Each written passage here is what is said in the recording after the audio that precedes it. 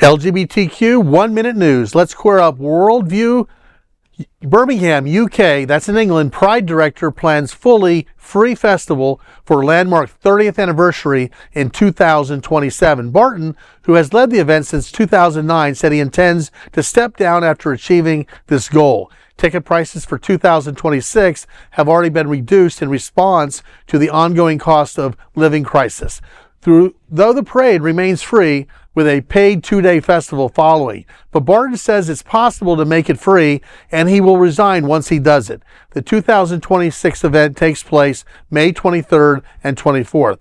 Performers on this Saturday include Katy B, Sigala, and Drag Race UK winner Danny Beard.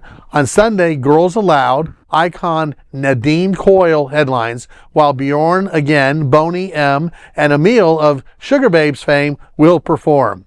You know, I just think anytime a Pride organizer is trying to make it affordable and cost-free to every single person to attend is a great goal. We know here in Florida and Stonewall, the cost of the police, the protection, the security, it costs so much money, and we're suffering because DEI is not at the top of corporate America's friendly list right now. So, boy, I look up to somebody that's trying to make it free. I just don't know how he's going to do that if they really, really, really do what they need to do to get the best entertainers and to make sure the security is in place. But let's hope he can do it. Did you see that lineup? Better than Coachella.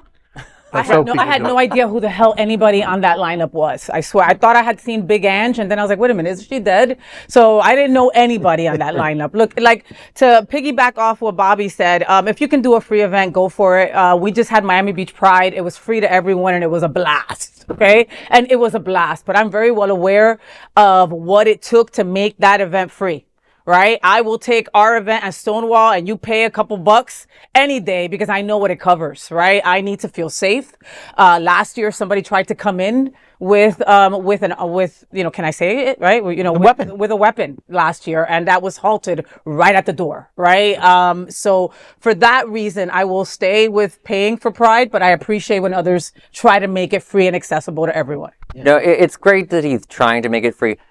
I just wonder how far Pride has fallen to the point where we're charging at all these different events. I've always been a critic of Stonewall Pride charging. I think that's insane for a parade, at least. And then even for these festivals, I'm like, if you can't do it free, then find a way to, like, really downsize. Like, if the first Pride was able to do it on Christopher Street in New York City without any police, without any protection, when people were ready to do horrible things to poor people in 1970, then we can find a way to do it now. I know, but that's a couple hundred people, and Stonewall's 40,000. So there's a huge difference. You know what I mean? And trying to keep those people safe, you know? Think of Publix, though. People at the Pride protest in 2017 in D.C. without any police. Wow. Oh, there was police and security. Well, we didn't pay for Yeah, but think it, of this.